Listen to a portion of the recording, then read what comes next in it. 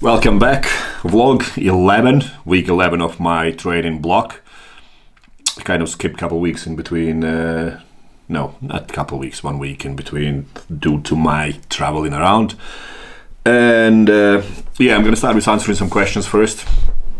The ones that I got sent last week. So a few about my diet choices at the moment. So what kind of benefit is of high fat and why do you eat so much fat?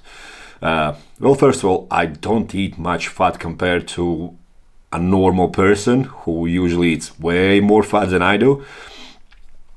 I have fat intake on around 200 grams, but people don't realize that they don't track what they eat as meticulous as I do.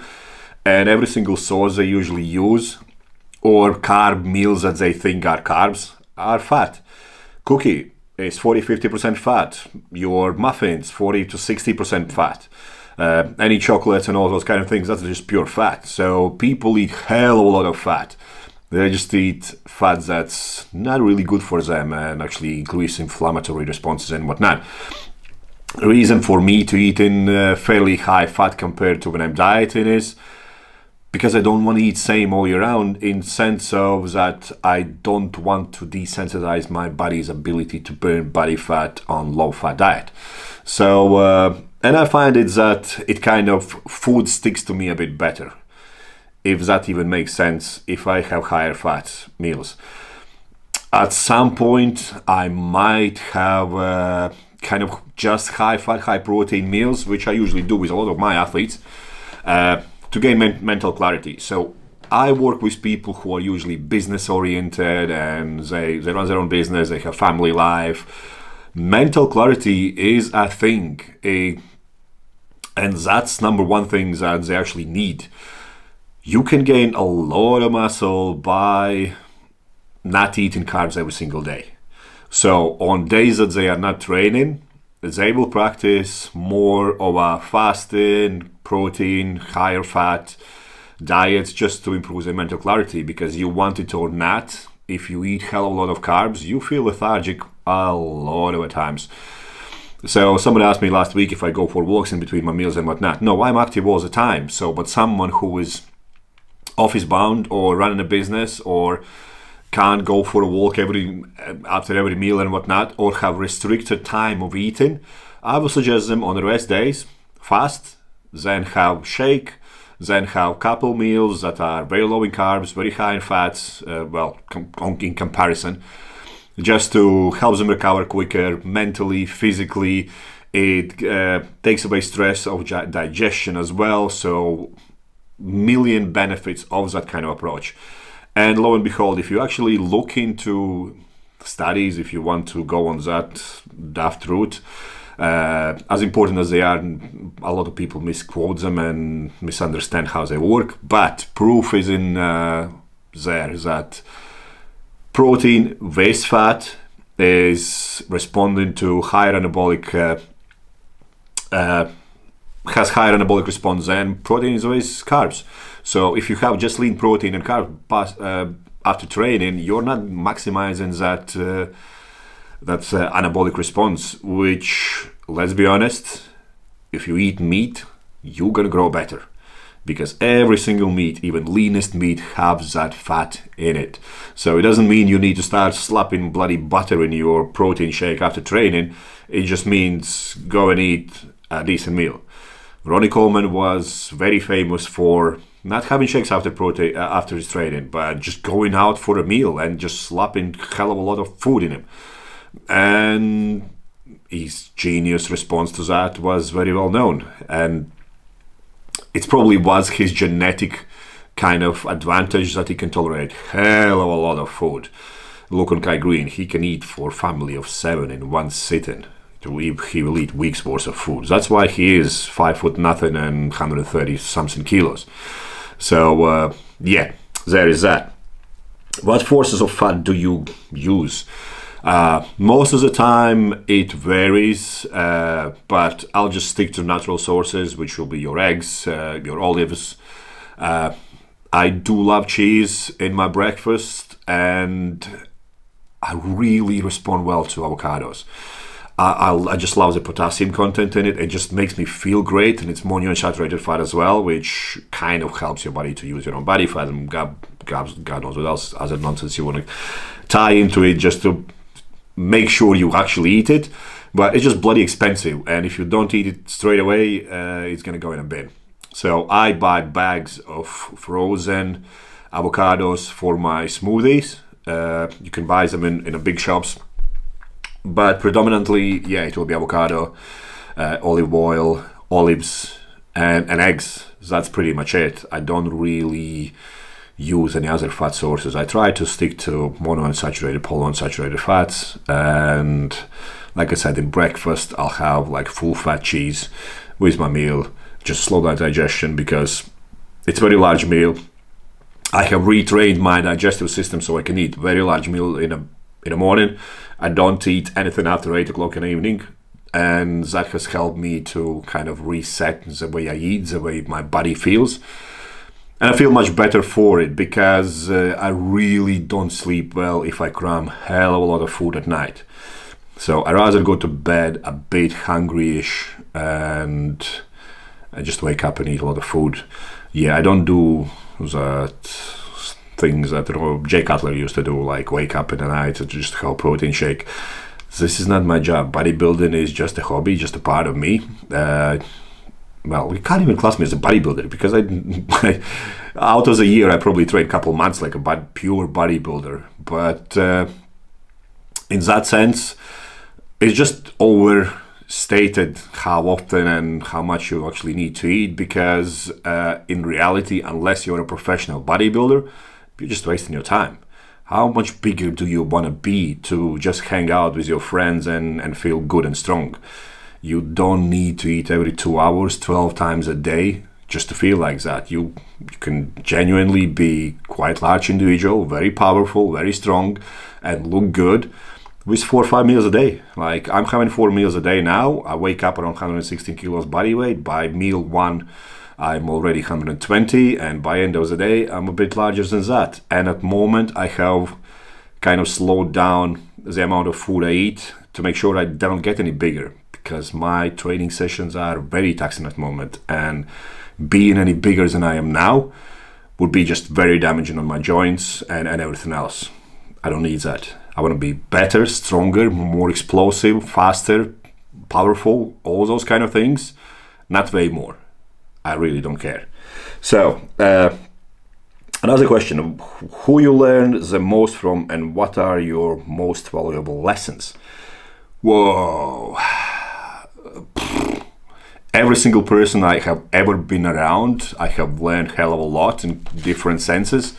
There have been always kind of a weird coincidence that I was around people who turned out to be the best without me even knowing. And I believe my obsession with the way I used to train and approach training and everything else geared them towards helping me. So what I mean by that, back home I used to train, and the first gym owners that I went, we didn't even have a gym where I trained. So it was a little room like my living room and just a couple of weights there. So we started to lift some weights with some guys, and then we figured out that there is a gym in next town. So we went there and I trained in a gym without even knowing the owner for a very long time. And then one day he walked in, and I could tell that he's an owner straight away because I heard the stories how big and whatever he is. And I was doing shoulder presses with 26 kilos and only doing those because any larger dumbbells than 26 was like made by hand. It was literally just massive steel blocks welded together and a number put on it how much it weighs. So heaviest dumbbell I believe was 40 something kilos. And he just asked me, why are you not lifting those bigger dumbbells? And I replied, I can't, because 26 was the only dumbbell. It by the look of it, everything else was just metal. And it's like, have you ever tried it? So obviously said no.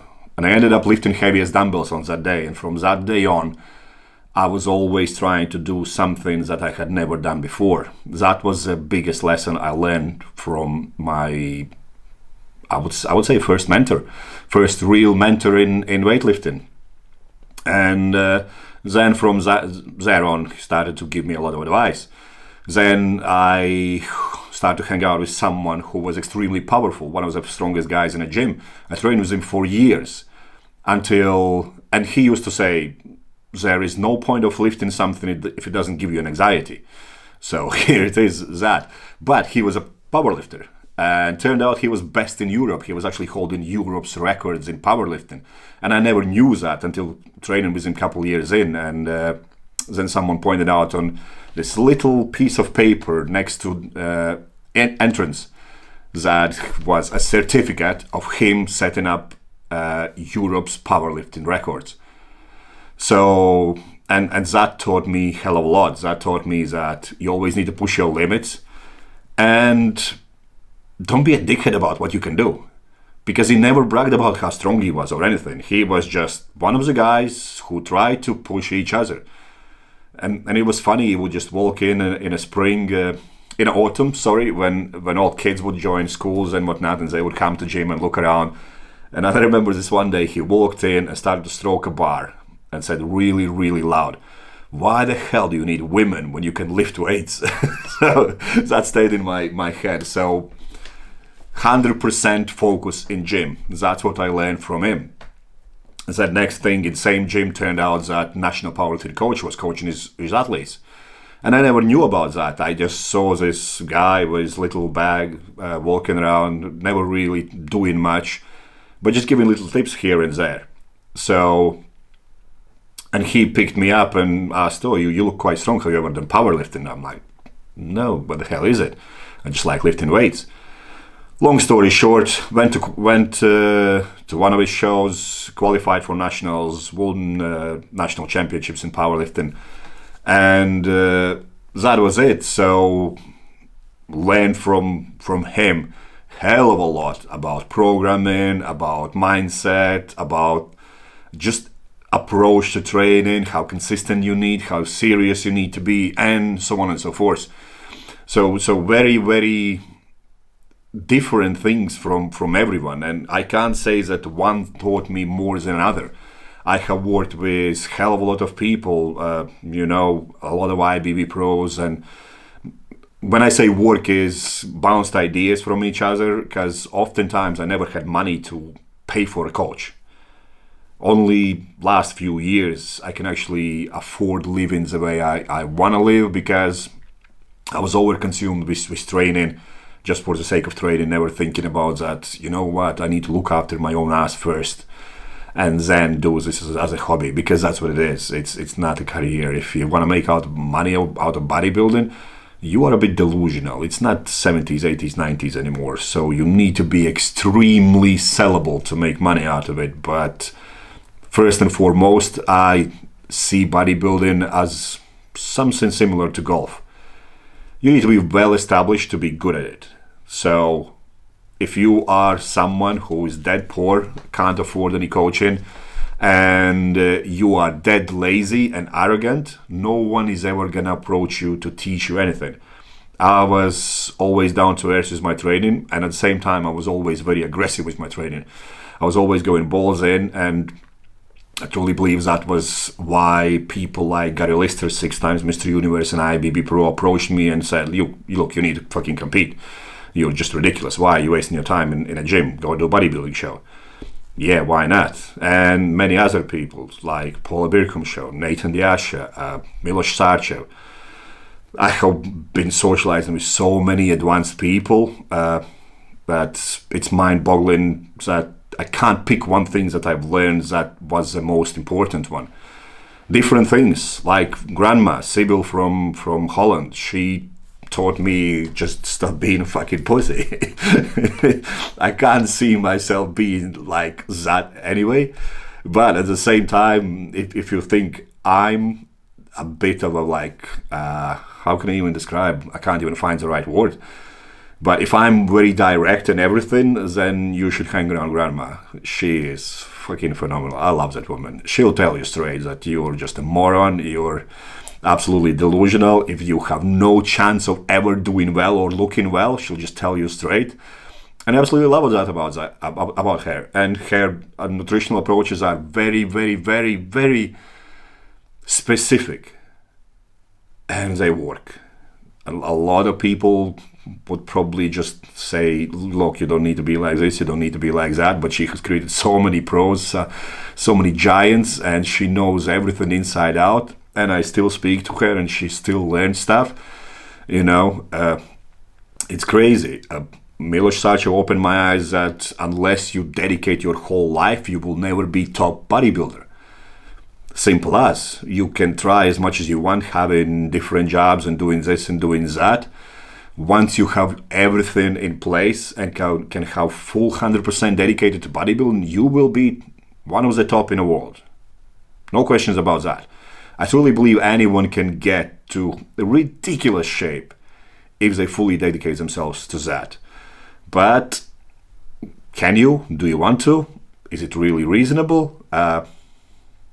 It's your choice. So, and obviously Broderick has put ridiculous input on mindset change of how I approach everything in terms of being reasonable and just learning, relearning, resetting basics, and picking up things that I always had doubts about. And he actually kind of confirmed, yeah, you were not being weird. Everyone else is just being absolute thick as fog because they just done things that they should never be doing.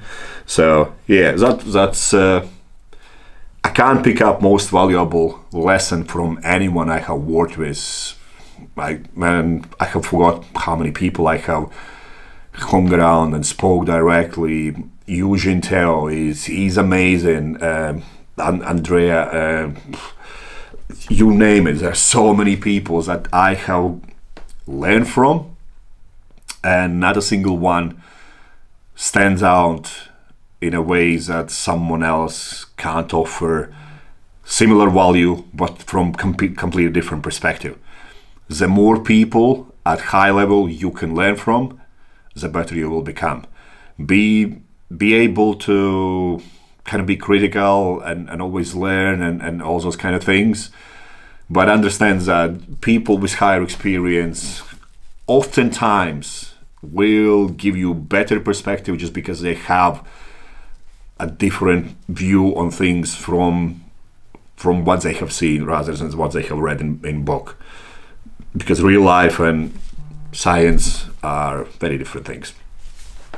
Moving on from there, so top recovery modalities. Sleep, obviously. Now, most important is hydration. Absolutely, not for me, obviously, but absolutely everyone I work with have been extremely low on fluid intake, like 2 liters a day, 3 liters a day, and you just look at them like, what's wrong with you? I never even kind of took it seriously myself until I got slightly larger than necessary. So, but even when you're like 60, 70, 80 kilos, when you drink like 1 liter, 2 liters a day, it's horrendous. I have had guys at 150 kilos body weight and drinking 1.5 liters a day. And you just think like, what on earth? And there's no surprise when they do blood tests, their kidneys and liver are under so much stress, it's unreal. You obviously can overdo that, but yeah, make sure you drink. Once you start feeling thirsty, that's too late. That's your kidneys all under stress already. So never get to that point, and develop a strategy about how much, when, and how you're going to progress with your fluid intake. Because most of the time, if you drink 1 liter and then start drinking 3 liters, you're going to be running to toilet a million times a day. That's not good. So definitely track as everything you do. I have set times when I drink. As soon as if I wake up in the middle of night, I will drink a glass of water before going back to bed. So by glass of water, I mean 500 ml, half a liter of water. And as soon as I wake up in the morning, I'll have half a liter of water again before cooking my meals, and another half a liter after cooking my meals, and another half a liter whilst I'm going to gym, then half a liter whilst training, then another, like by 10 o'clock in the morning I have 3-4 liters already. And it definitely helps with everything, because you need to have fluid to flush everything out. Imagine you have an engine and you never change your oil. It's never going to go anywhere. What do you think is blood made of? It's obviously your red blood count and whatnot, made by your bone marrow and stuff. but you need a fluid for everything to go all over the place. And if that fluid is not sufficient, everything else slows down. So your recovery is going to slow down as well. Another recovery is obviously sleep. Get into bed on time. Most importantly, waking up on time.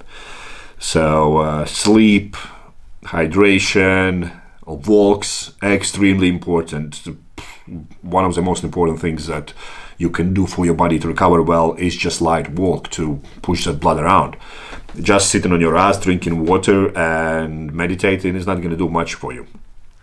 Especially if you already train just by moving weights around and never do anything athletic in your training sessions. So definitely incorporate a walk in your day. I would say hydration, sleep, walks, and some kind of mindfulness approach. My preferred choice is journaling. I know people get confused. What the hell do you mean? And just reflecting on your day. What happened today? What have you learned? Did you have any struggles with your day? And what new can you do to make your day a bit better next day round? And that's it. Don't overcomplicate it. Just start writing something. And most of the time, people struggle because they don't schedule it. They kind of think, I just need to sit down on the night and take my piece of paper and write stuff down. If you don't put in a diary time with yourself, it's pointless. You're kind of reacting instead of being proactive. And that's never ends up well. That's never going to get you anywhere. So look after yourself. If you don't look after your mind, your body's not going to follow. Sooner or later, you're going to burn out and pack in. No one wants that. So, sleep optimizing strategies. This is very confusing for a lot of people. Sleep optimizing starts with your waking up.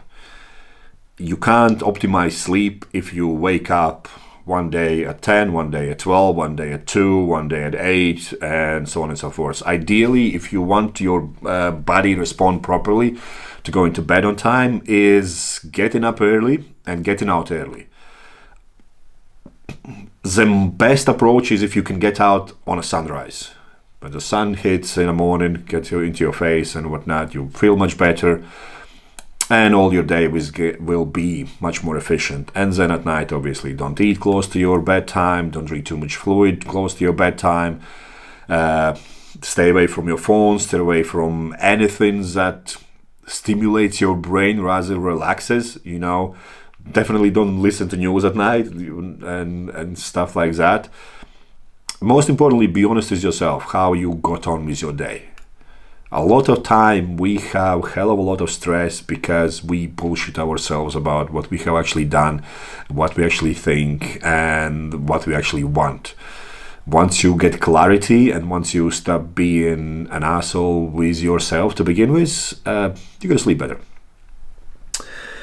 Training twice a day for hypertrophy. How would you set it up? I wouldn't waste my time on training fucking twice a day. Get a life. Now, genuinely, unless you get paid a ridiculous amount of money, why would you? It's just counterproductive. Then you need hell of a lot of food, hell of a lot of sleep, million other things. If you can afford all that, well, I want to get your job. In reality, why would you? It just makes no fucking sense. Like, it's short-lived. Everything you're going to build up in that time is going to go as soon as you stop training twice a day. Do you want to do it for the rest of your life? I genuinely don't see point in that, but for most of the guys who do that, they are on ton of insulin, ton of other things, million foods. Most of the common stuff is do your heavy basic bread and butter exercise early in the morning, leave a bit of energy in the tank so you can train at night as well, go get to sleep, and train your lagging body parts at night and go sleep again. And repeat. You can get a lot of weight in a very short period of time just because you improve the ability of storing glycogen and whatnot. But as soon as you stop training like that, everything goes. If you want to boost your ego for a month or two, yeah, go for it. But it's not sustainable. So if you can't sustain that for the rest of your life, well, at least prolong it as long as possible. what's the point? It's like doing 6-week diet and then just heading back to something worse than you were before the diet. It just absolutely makes no sense. But if you want to try it, definitely go with hell of a lot of carbs. Train your biggest compound movements in the morning. Don't go to failure in the morning. And don't do too much volume. Just do enough to stimulate growth. And then come and do at night your kind of missing body parts, your lagging body parts, your shoulders, your arms, and something like that doesn't require you hours and hours and hours of training just to warm up and stimulate it. So something that doesn't require a hell of a lot of force production. Whereas if you do your legs and back and God knows what else, that would be in the morning when you can afford to do a hell of a lot of warm-up sets to get to your working sets and then get a nap and do another training session at night. If you do it other way around, you probably will be so overstimulated that you won't be able to sleep at night. Experience with AAS, positive, negative, and stupid mistakes, and what have you learned? Experience in the terms of people I have worked with, I would describe that everyone responds to things completely different, and stop being an idiot to rush things. Personally, where I come from, there were available just 2-3 compounds. That's it. So you could use that all year round, and that's it. Now everyone can have everything, and they think that you need everything. I have worked with larger-than-life individuals taking 1/3 of what your common gym guy takes, growing like a weed. More does not mean you're going to respond to it better. Sometimes less is far more beneficial, far less stimulating, still allows you to eat well, still allows you to sleep well. Too much strength gains can actually lead to a hell of a lot of injuries, so that's why I absolutely hate training for strength athletes. Unless you learn how to slow yourself down, you are asking for a lot of trouble, and it's obviously not good for you mentally. Every single one of them can mess your head up. You wanted to admit it or not, it will. I have seen it firsthand from smallest amounts that people just go completely insane, and they don't see it themselves because they don't realize what it does to them. I would be able to catch out it very quick, and like I said, my response to NPP is not the greatest. I tried it once and probably will never use it again because it just mentally doesn't sit well with me. Whereas for others, they just crack on being a bit of an asshole. But yeah, I have learned that the more money people have, the more things they are willing to take, which is often very counterproductive. It's same like with everything. You ideally want to have that progression. Start with smallest amounts that gives you response, build it up, see how you feel, make notes, reflect on it, pull back, reset everything, and go again. Instead of, let's just take everything what this pro takes and I'll be like that. No, you can't. Really, stop, done. So, can you increase your fitness and be athlete if you vape or smoke? Yeah, 100%.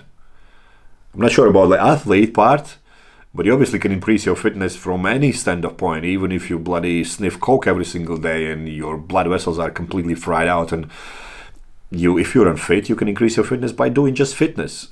Nothing to do with smoking or vaping. But if you want to really be athletic, that will have to go. You want it or not, it's a reason why people die, have cancers and whatnot. What's not clear on that? It's just you can improve. You can be good amateur athlete, you will never be elite, and you most likely never will have optimal health. But can you improve your health? Can you improve your athletic abilities? Can you improve as someone who trains? Oh yeah, 100%. But those are completely two different things. So let's reflect on my stuff. My diet, I have dropped my calories to 5,000, 300 grams of carbs, 300 grams of protein, some carbs, some fats, often going by feeling. And so my training adaptations are focused on a new phase now, block number 3 of the current training plan. And it's focused on glycogen fluxing, so increasing my ability to resist fatigue onset. through my training, which is kicking my ass. Seriously, my intensity has gone through the roof, my volume has gone through the roof.